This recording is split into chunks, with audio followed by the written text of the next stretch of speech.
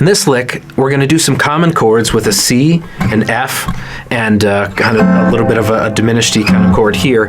But we're going to do a hopping thumb. And we're going to kind of use the hopping thumb in conjunction with these other fingers to create this kind of like nice movement here. So here's what it sounds like.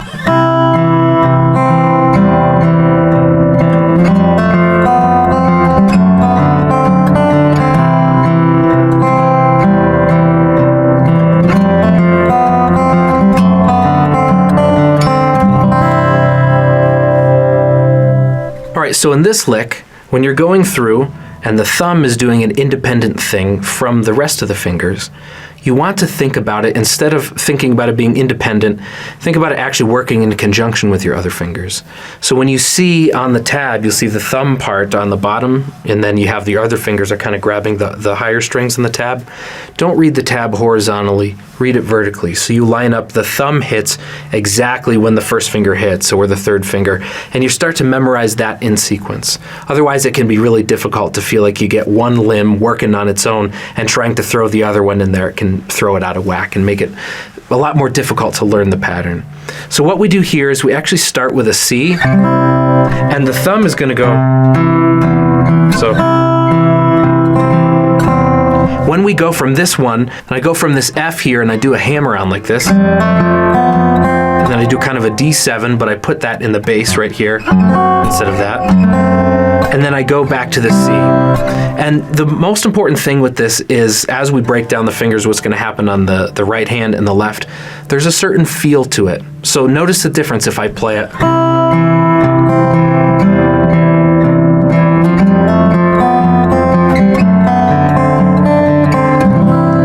That doesn't have the quite.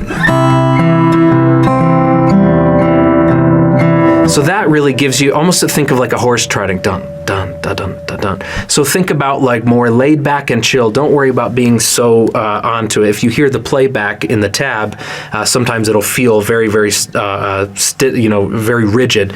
But you want to have more of that laid back feel. So dun, dun, dun, dun, dun, dun, dun. Just swing the notes a little bit. And the best way to get used to doing that is just to literally.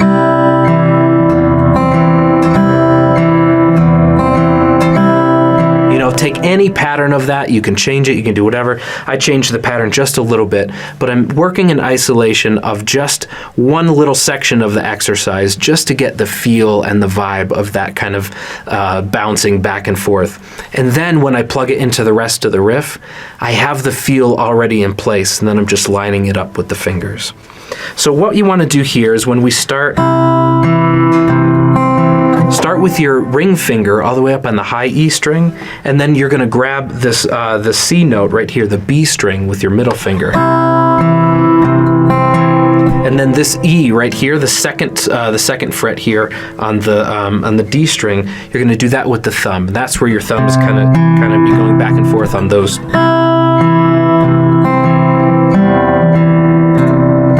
So what you'll notice is the thumb is going to go kind of on the third fret and the second fret. Right? So it changes the pattern just slightly, but remember, don't isolate the thumb. Go slowly enough so you can line up each event at the same time. And the bizarre thing is that if you play something through very, very slowly and very focused, that's actually the fastest way to get something, right? So keep that in mind. Sometimes that's a little counterintuitive.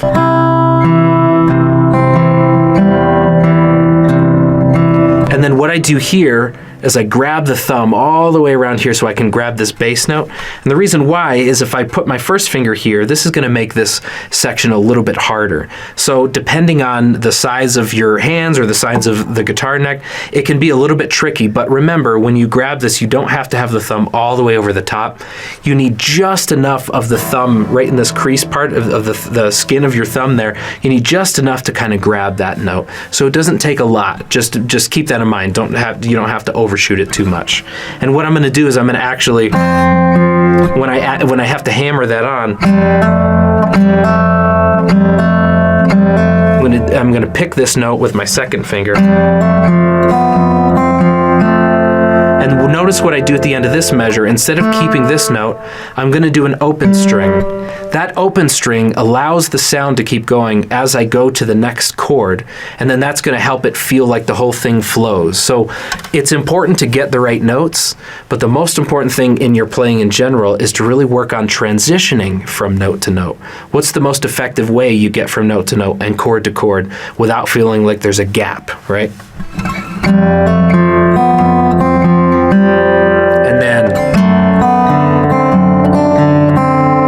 And then we go back to here. So I'm going to try this at 120 beats per minute, and so you can hear what it sounds like again. 1, 2, ready, go.